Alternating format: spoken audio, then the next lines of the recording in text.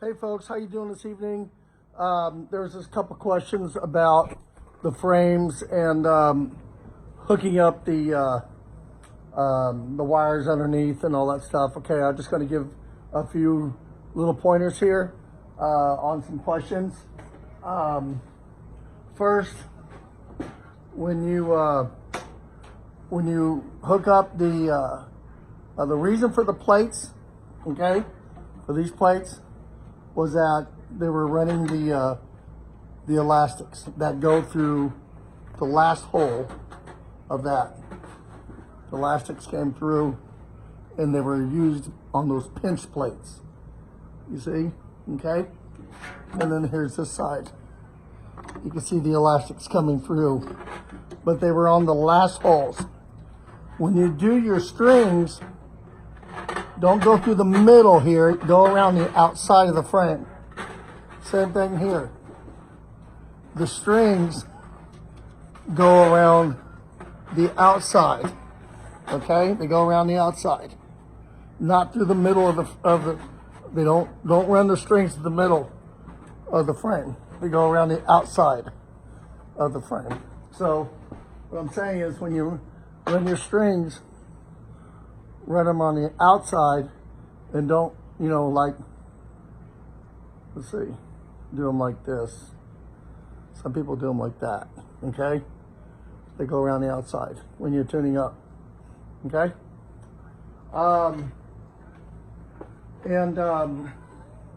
When you're tuning a Dynasonic, be sure that your frame and your wires and everything, that all the screws, and when you're banging screws in, is screwed in. And that first, be sure that when you put this frame on the surface, that is flat. Screw this in all the way. And when you tighten your bearing screw, don't over tighten it, because a lot of people make a mistake of stretching, of doing it. See these wires? Look, over time they broke and they're all stretched out. All stretched out from somebody over tightening.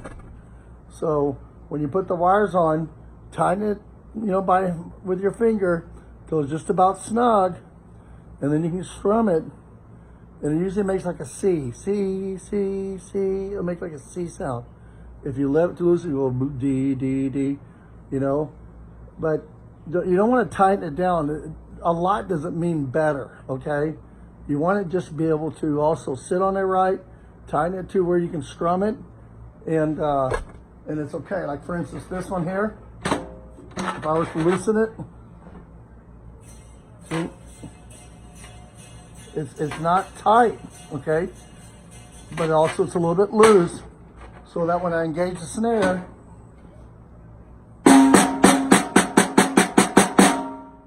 it's nice and sweet, okay? So when you attach, you start on the butt end first. And when you attach that, you have to be sure that this frame sits square, like a quarter of an inch on this side, or a quarter, or a half, whatever it is. So it sits square on here, square on the snare. You do the butt side first, you attach that, and then when you attach this in to your throw off, you have to do it with the snare on. What I do is, when I attach these strings, I put the tension on the throne, a little horn halfway, it's on, and when I screw these in, when I'm pulling it, I'll pull the frame in with my finger a little bit, and then screw it in while I'm pulling the frame in, so that way it's snug, so that when I disengage, look, there's no vibration. Maybe out here, but that's because I tuned my top head a little bit different, so when you hit another snare out there, this doesn't vibrate. This is a J1 head, level 360 Evans J1. It's a single ply. I like using it. It's pretty nice. So again, butt plate side first, and then you engage it. And then when you pull the strings in to tighten it, you have to pull a little bit the frame a little bit while you run the strings through. Tighten it up, tighten that, let go, And then when you set it down, I got this cute little thing here. It was given to me by a wonderful friend, Mr. John Seminaro, when I bought the snare machine. So sit this on here. Make sure it's even. Okay, not going through the bottom head. Okay, so that's on there. Okay, let me fix this a little bit. Okay, and so what you do is, it's perfect, and that means that when it pulls up, the frame is evenly placed underneath there. So when you engage it, it pulls up even. Okay, and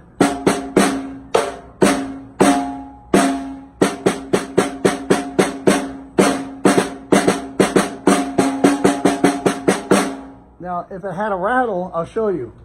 So I'm going to loosen this, okay? Okay, it's loose.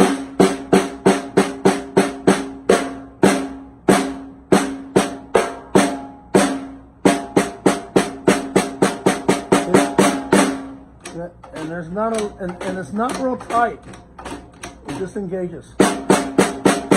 You know, people think that, hey, the more I put on here and the more I go on here, that'll really stretch and it'll push everything up. Well, you're just choking your snare out.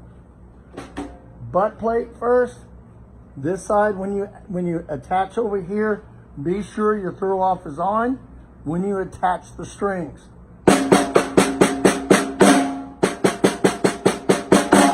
It's a nice gold sparkle. I got it from a good friend.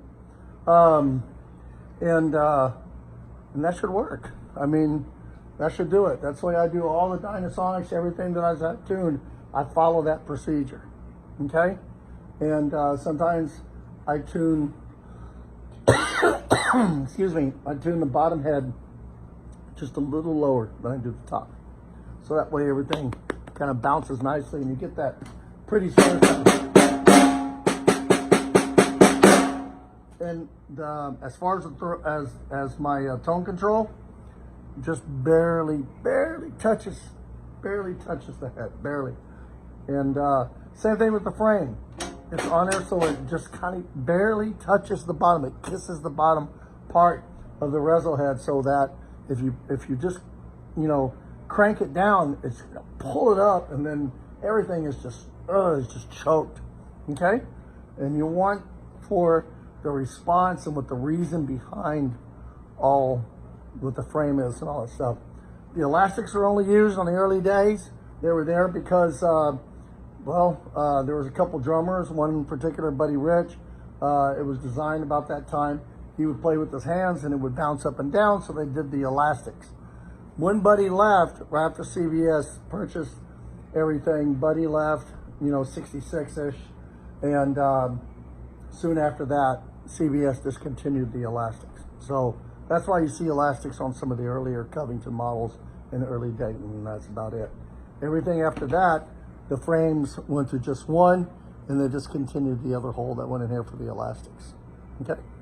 All right. Hope y'all enjoyed the video. Y'all have a wonderful evening. Thank you for being here.